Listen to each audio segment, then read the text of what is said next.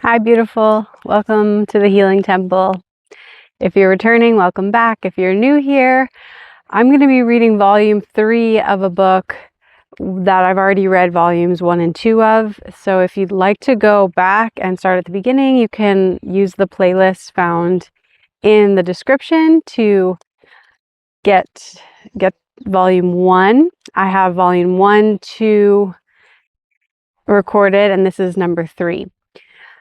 We're reading a book called The Recipe for Living Without Disease by Aajonus Vonderplanitz.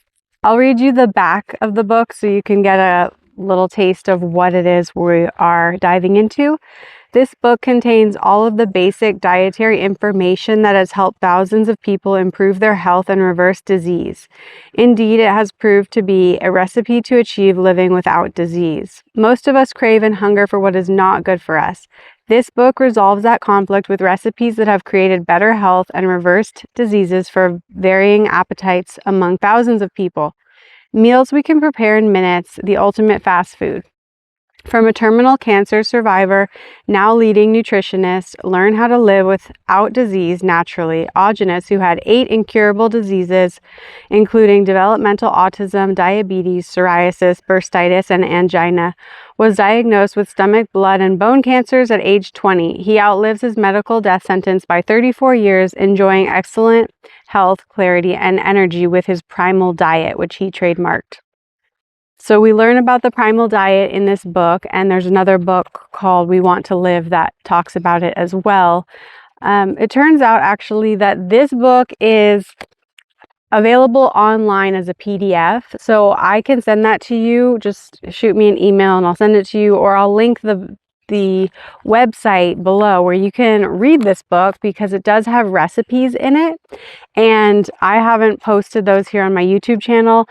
But the recipes are really great, and it takes up like half the book. And so if you want to see those, I highly recommend going to checking out the PDF book online, or just shoot me an email and I'll send it right to you. So do you have any chronic illness, any disease, any pain, any suffering that's related to your body that you've been chronically suffering with for years? Well, I have had chronic suffering of mystery illness for 7 years, and I'm just getting out of it. And it's thanks to this diet and this food regimen. So I'm really passionate about this content, and I want more people to know about it so that they know they have a way to heal.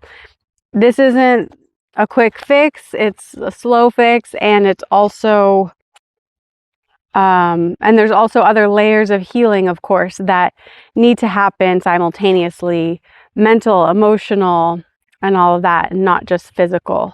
So this is going to handle the physical stuff, and then you can look through the rest of my channel for more guidance on spiritual and emotional healing, because I am a holistic health practitioner, and I know and I practice and share that we need to address it at every level.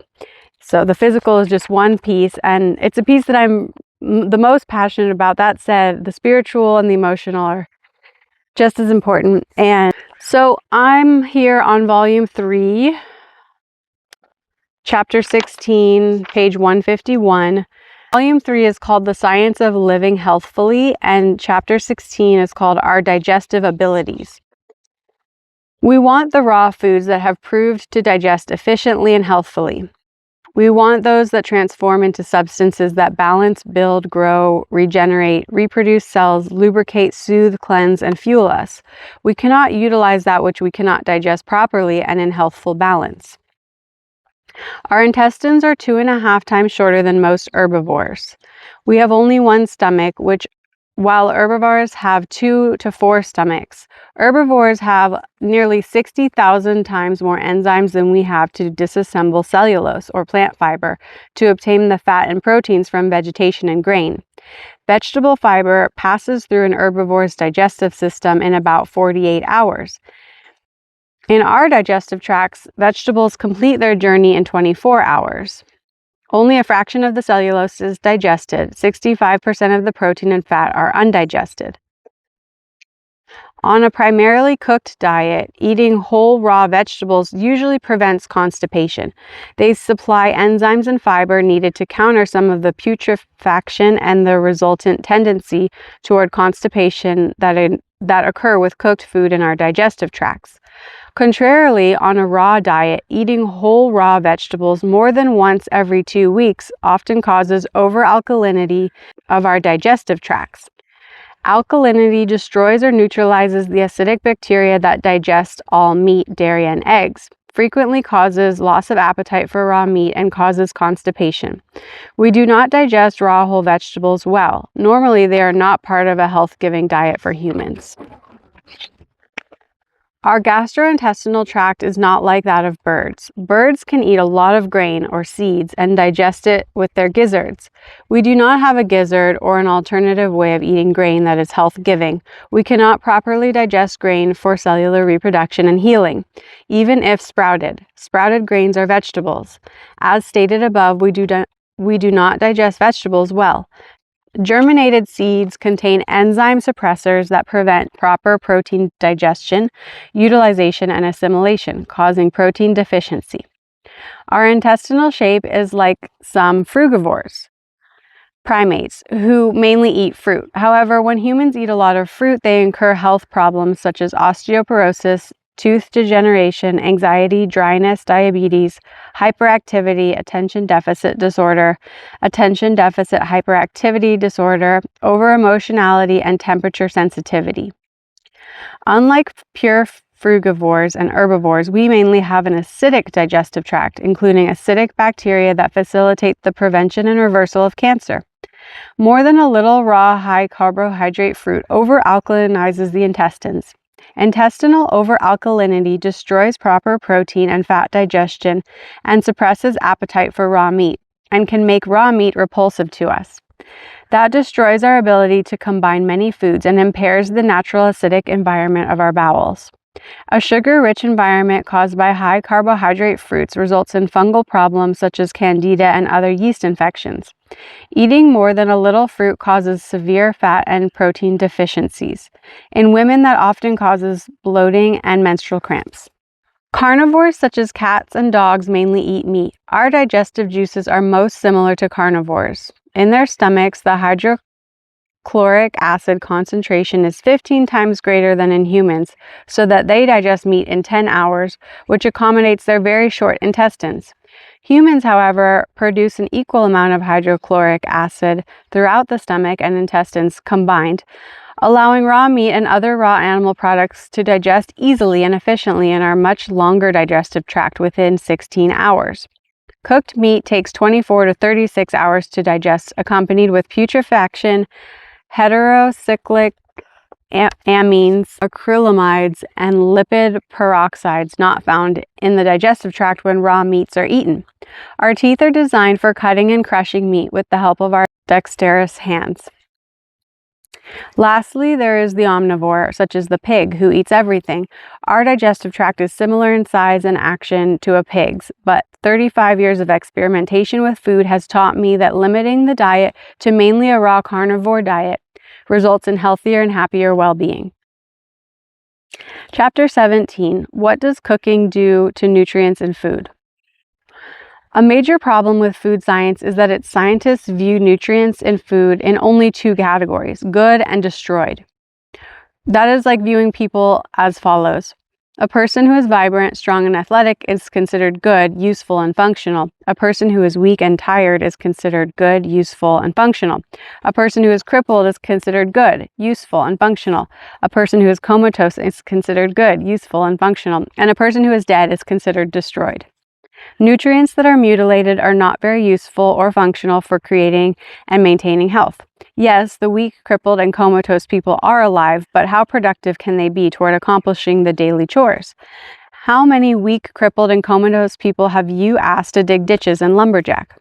I have observed that no matter how slight the damage to nutrients, that digestion, utilization, and assimilation are impaired. Science fails to acknowledge that truth. I have found that health is poorly affected when people eat food that artificially reaches a hot temperature, as low as 93 degrees Fahrenheit or 34 degrees Celsius, and cold temperature as high as 40 degrees Fahrenheit and 4 degrees Celsius. Research throughout the world shows that heat treatment of food alters, damages, or destroys many vitamins at standard pasteurization temperatures from 140 to 161 degrees Fahrenheit, or 59 to 71 degrees Celsius. All enzymes are destroyed at prolonged artificial temperatures from 122 degrees Fahrenheit or 49 degrees Celsius. Consider, as I stated above, that the artificial temperature that weakens or cripples some nutrients, including vitamins and enzymes, is as low as 93 degrees Fahrenheit or 34 degrees Celsius. The loss of mineral utilization due to cauterization is significant. Cooking protein foods, including all meat above 104 degrees Fahrenheit or 39 degrees Celsius, produces toxins. Higher cooking temperatures create more dangerous toxins such as heterocyclic amines, caustic compounds that have proved to be carcinogenic in laboratory animals.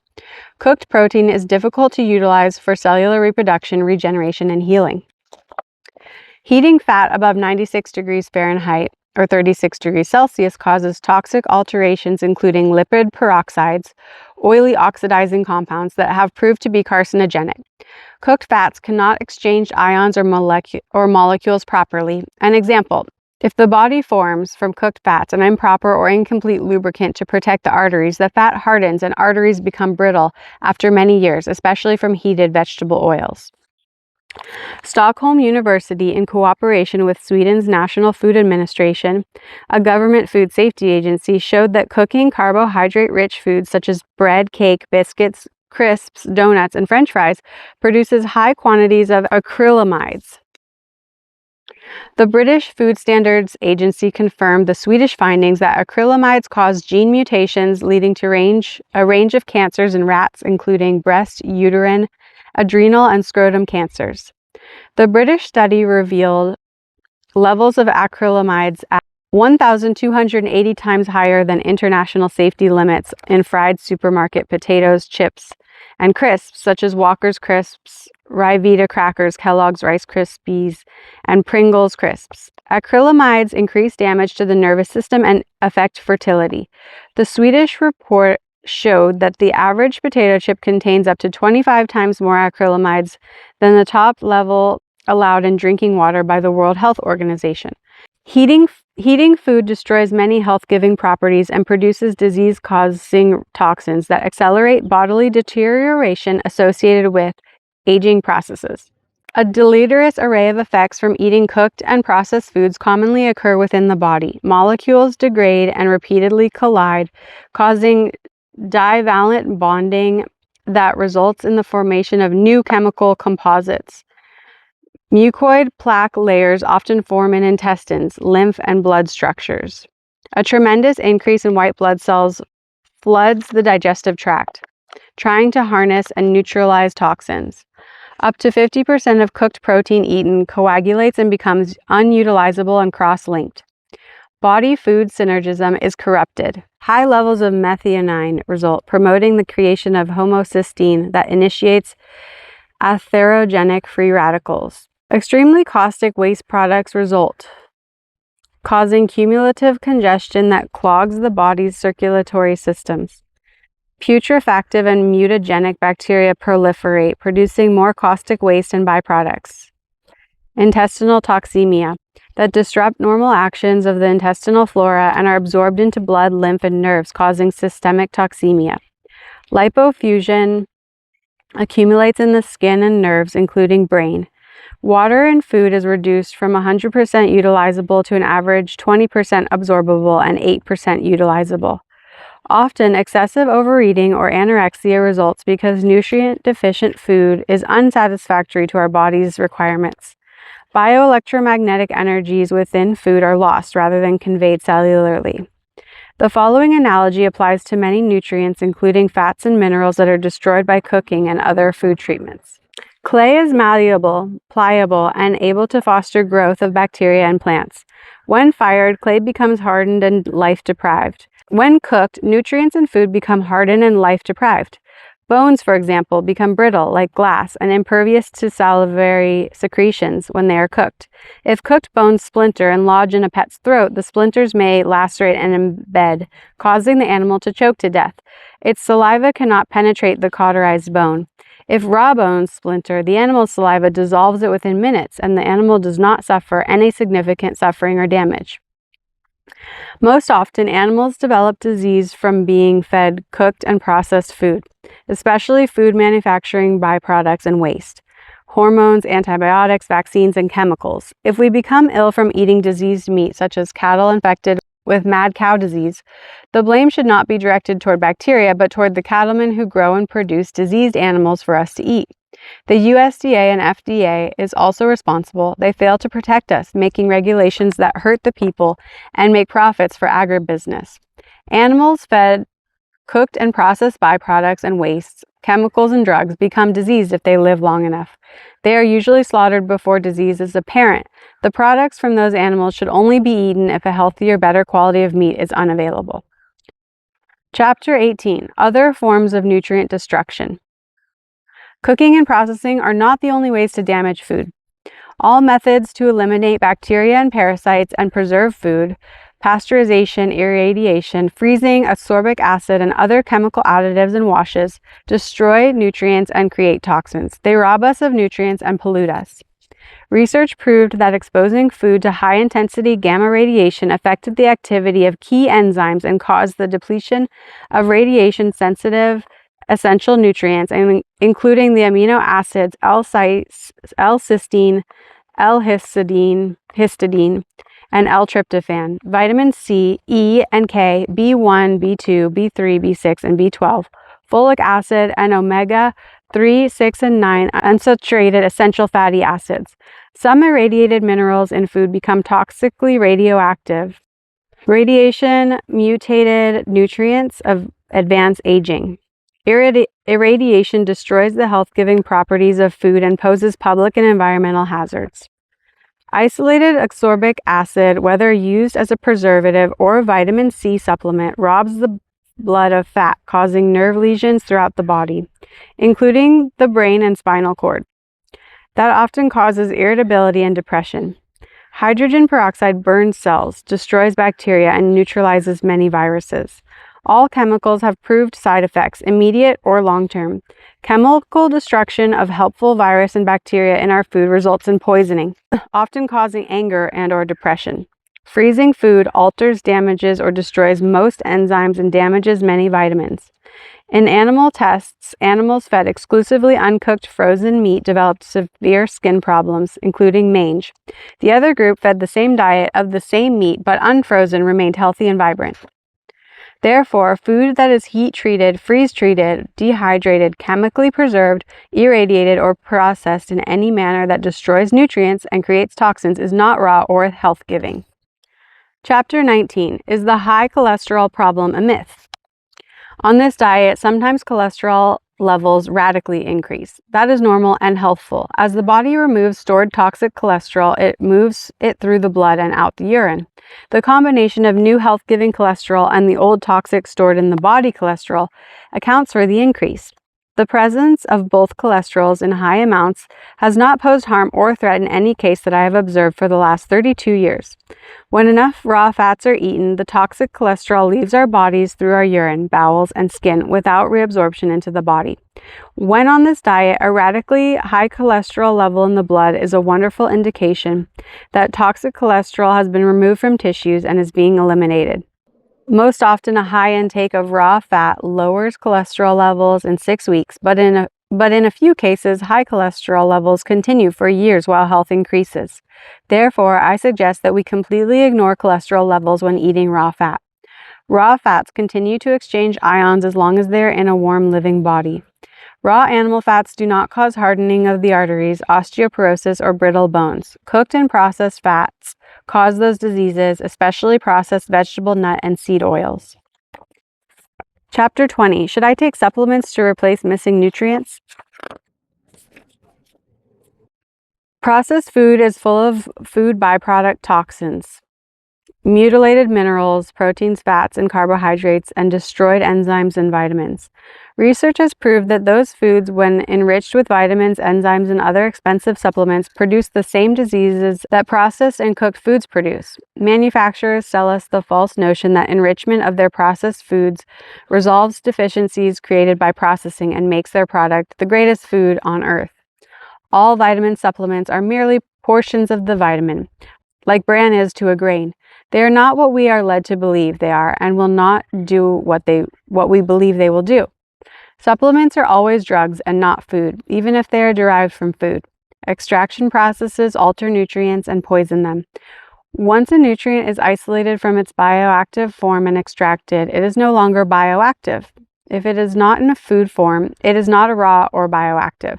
Pill, powder, and liquid supplements are only 2 to 12% utilizable and are 88 to 98% waste that will be isolated and eliminated, leaching and usurping our body's innate vital nutrients.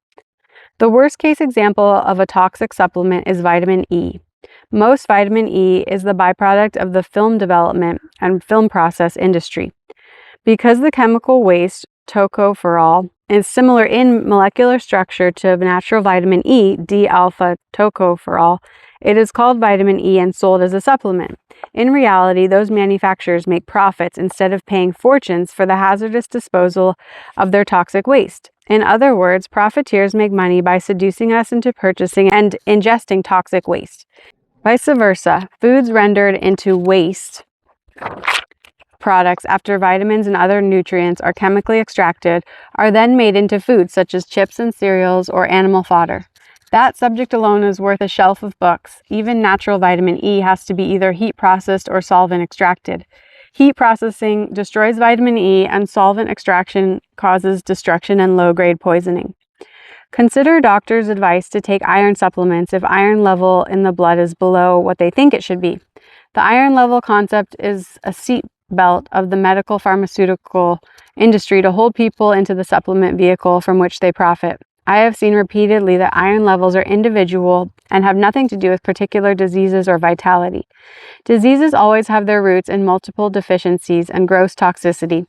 See Baby Food Infant Formula, page 43, for a case history of an infant who was diagnosed by a medical doctor with anemia and retardation and who was prescribed iron, mineral, and vitamin supplements. Mineral absorption and utilization depends upon ion and electrolyte activity and exchange. When food is cooked or processed, ions and electrolytes are neutralized and often separated from minerals and nutrients. Many of the minerals become free radicals, including iron, causing cellular destruction and degeneration, often resulting in infections. Many of the minerals become free radicals, including iron, causing cellular destruction and degeneration, often resulting in infections. Iron supplements are never ionically or electrolytically active. They are ineffective and harmful. Free radical iron that is absorbed into tissue but not utilized cellularly often rests in the body, causing severe degeneration. The only way to assure that iron is properly absorbed and utilized is to eat raw foods that contain bioactive iron. A bioactive iron-rich food is raw meat that strengthens blood, liver, adrenals, pancreas, gallbladder, spleen, and muscles. Massive free radicals and other toxins store extracellularly and or intercellularly. They cannot be converted to cellular food. Affected areas of the body malfunction or rupture and become sites of disease. In the case of very debilitating and painful intestinal Crohn's disease, several major toxins accumulate in the intestines.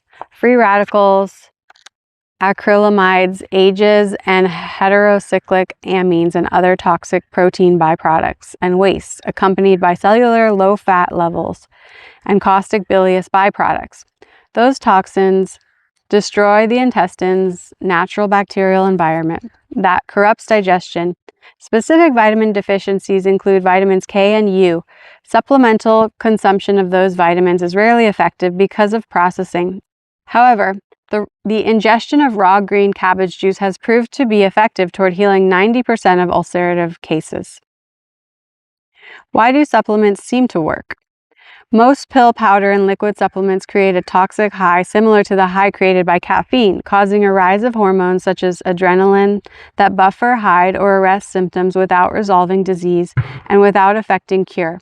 Decades of research prove that the body manufactures adrenaline in response to injury and most poisons that enter the bloodstream. Hormonal rushes and cessation of symptoms are usually interpreted and marketed as increased health. Therefore, people think falsely that supplements work to increase health and cure disease. Like medications, supplements are drugs. Left to the body's natural abilities with the present level of toxicity, most people on cooked diets will heal cancer and other disease 60% of the time. Many of those cures follow colds, flu, meningitis, or pneumonia, which are natural detoxifications. Any test for any product or diet that shows less than 60% recovery is not only ineffective, but also harmful. Our vitamin, enzyme, and mineral supplementation should be fresh, raw, green vegetable juices. I may have said in the beginning that I'm going to just read volume 3, and we have been going by volumes. That said, volume 3 is pretty short, so I'm going to read a little bit of volume 4 now, and then I'll continue volume 4 in another video once I run out of steam. Volume 4, Health or Disease, Chapter 21, Origins of Modern Medicine. In the 1870s, Louis Pasteur proved that heat processing slowed food spoilage and lengthened the shelf life of mold-damaged wine. He saved vineyard owners from financial loss and ruin, but he condemned wine drinkers to seasons of toxic wine produced from unhealthy crops of grapes. Pasteur presumed that fungus and bacteria caused disease. He failed to realize that an unhealthy crop succumbed to fungus and molds. Rather than looking to enrich the soil to generate healthy grapes, he attacked the fungus and mold that were symptoms of the unhealthy crop. Disease, he surmised, originate from constant types of microbes attacking the body from outside. Contrary to Pasteur, his contemporary, Dr. Antoine Béchamp, 1816 to 1908, claimed that disease originates from within the body because of the destruction of cellular integrity by toxic food and pollution. He contended that all microbes are beneficial, some for cleansing, some for maintenance, and others for regeneration, but that none were responsible for causing disease. I suppose that because we are a warring society, we ignored Béchamp and embraced Pasteur. Maybe it was easier for us to believe that we could recognize in battle invading forces rather than consider changing our lifestyles.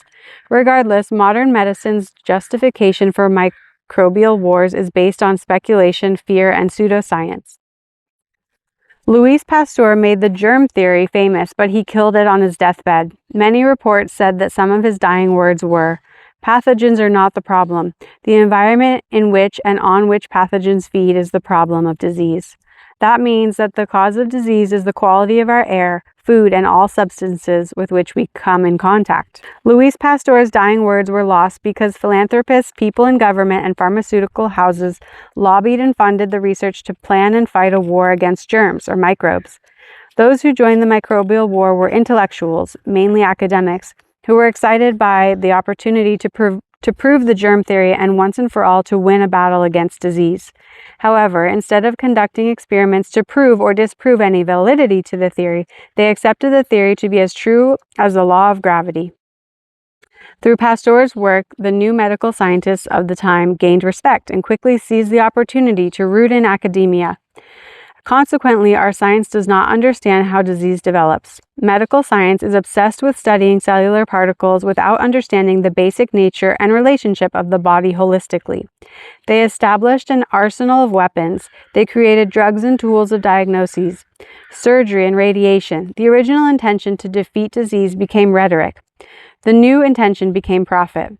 Medical science readily wages war on our bodies, treating the symptoms of disease with drugs, surgery, chemotherapy, radiation, and machines.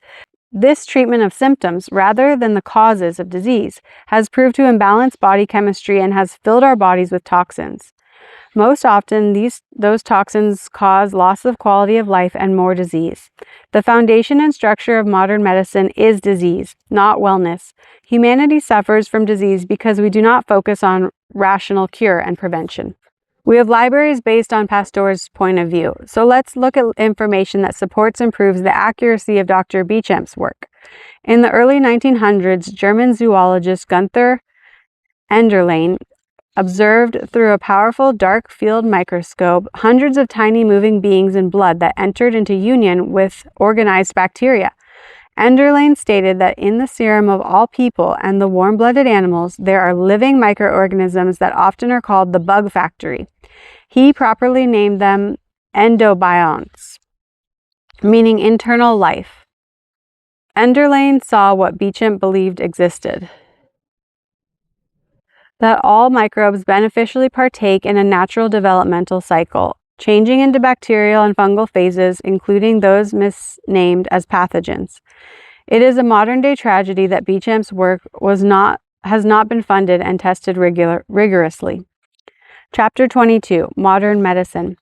Most medical doctors have studied 0 to 16 hours of nutrition in pre-medical and medical school. Whether we consider Sloan Kettering, Johns Hopkins, Mayo, Beth Israel, or the Cleveland Clinic, the knowledge base of food and nutrition is efficacy, and the funding of testing are virtually non-existent. If modern medicine does not understand the cause of disease, how can it elevate our health? We cannot be medically treated without compromising our health and most often the quality of our lives. To illustrate how irrational much of modern medicine is, consider that today's biotechnology has produced 791 anti-cancer agents. None of them are designed to eliminate the causes of cancer. Trillions of dollars have been spent on cancer, yet medicine has not invented any effective therapy that does not have serious side effects. Modern medical therapies fail miserably, with an overall survival rate of approximately 17% beyond 5 years. Through the media, the pharmaceutical industry and scientific community keep us believing that someday they will sell us a magic potion that will create a super immune system and a disease-free environment in the human body. Although that scenario is extremely improbable, people continue to fund and believe in them. More likely, we will reflect from a future time upon the human body's poisoning by today's medical therapies, similar to the way we viewed the practice of bloodletting in the 20th century. Future science will probably condemn today's paradigm of modern medicine for being exactly what it is: ignorance, lack of education, and unwillingness to fund natural research into the cause and prevention of disease. The change is likely to be difficult because cancer is big business, trillions of dollars each year. Today's medical science tries to prevent microbes rather than pollution from entering our bodies. In attempts to cleanse nature's ubiquitous microbes from the body and environment rather than cleanse us of toxins, they annihilate rather than nurture our cells with the liveliest nutrient and bacteria-rich raw food. Our mechanical sciences are brilliant, but our life sciences are stuck in a quagmire of delusion, pride, and greed. Nurturing is the wisest approach to prevent and reverse disease. Nurturing maintains and/or restores the highest quality of a fully enjoyable, rich life, even if we live in simplicity. All right, I'm going to read one more chapter and then we can resume the rest of Volume 4 in another video. Chapter 23, Discovering How to Live Disease-Free. Let's look at some animals who lived their entire lives without degenerative disease. Dr. Francis Pottinger, MD, demonstrated in his tests with 900 domesticated cats over a decade that cats developed strong bones when they were fed raw dairy and raw meat, without the consumption of bones. Also, he found that sick domesticated cats with osteoporosis reversed the disease when they were fed raw meat and raw milk. Edward Howell repeated the same clinical tests with rats and received the same results. The records we have of animals that have lived without degenerative disease shows that they enjoyed a non-toxic environment and ate a raw diet that suited their digestive abilities. In the 1860s, dental decay first appeared among the Eskimo people, occurring only in Eskimos who lived in white man's colonies, eating breads and sugar. The first case of cancer among Eskimos occurred in 1934. Like dental decay, cancer appeared only among second and later generations of Eskimos who ate bread, sugar, and cooked food for nearly a century. In his book, Cancer, Disease of Civilization, Chapter 14, The Longevity of Primitive Eskimos, Vilhelmer Stephenson stated that there was only one community of Eskimo reported to have had a short lifespan. That report has been used to propagandize that Eskimos live short lives because of their predominantly raw animal food diet. In all of the reports, primitive Eskimos lived as long as we do, with the same percentage of people exceeding the age of 100 years. Eskimos who ate their normal raw diet enjoyed teeth so strong that they chewed on bones during evening congregations. Osteoporosis only occurred in Eskimos who ate cooked food, refined foods. If you placed average civilized humans of the 21st century in the Alaskan environment, equipped with the same skills and required to live in the same as the primitive Eskimo did, most would die within one winter's climatic exposure. It's his face. He's different. He's calling out the medical industry. He's saying that toxins, pollution, and how we nurture and foster the environments of our body and are nurtured by our environments is what causes disease. And I fully agree with him. It's really important that we are aware of the destruction that cooking causes, that processing. All of this stuff takes so much extra energy, and it actually depletes our energy as well. So it's really just backwards on all levels. And it takes a long time to heal from this toxicity overload. And I suggest to start doing it now, because it's a slow reversal process. And I just began it a couple years ago, and I'm still working my way out of it. And I just want to encourage you to look at your habits, look at your addictions, look at your lifestyle, and just say, what am I willing to change for wonderful health? How do I want to feel?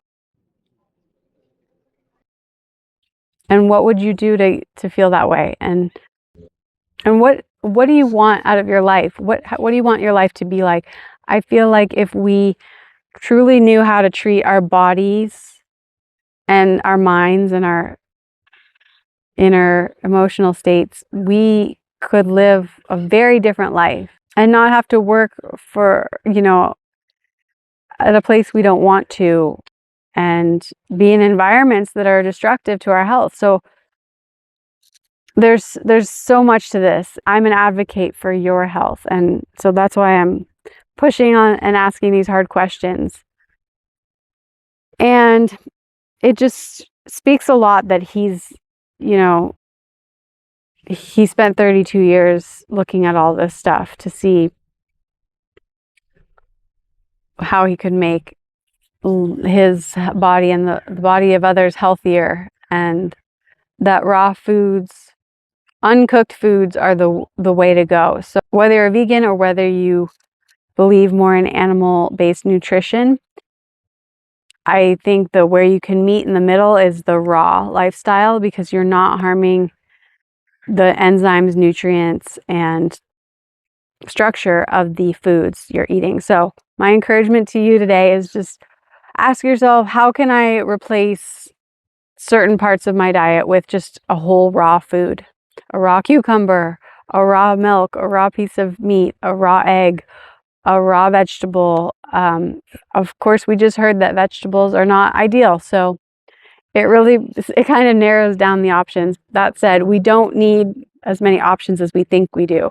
Simplicity is key here, and that's what I really want to invite you to learn about, is how simple your diet can be, and that food, it doesn't have to be your source of pleasure and entertainment and all of this stuff. We can find other ways to do that, like coming to the park and soaking up the sun, or doing cartwheels in the grass, or playing sports, or doing art, things that invite more of a sensual aspect to our lives, music. And so those things can be the more pleasurable, intoxicating things. And food can just be like grounding nourishment. I appreciate your interest in this topic and your willingness to think differently about what we eat and health and wellness and illness and disease. And I mean, so many people are sick in America, and I just know that we can do better, and we have to do better, and we have to turn to other informational sources for that betterness. So thank you for joining me at the Healing Temple today. Look out for the next video somewhere around here of the last part of the book while it's out. And if you want to read the book, I have it below. And a generous time in watching and listening to this video contributes to my nonprofit Springboard Connectivity, where we're giving food forests and education and solar electricity to places that don't have it.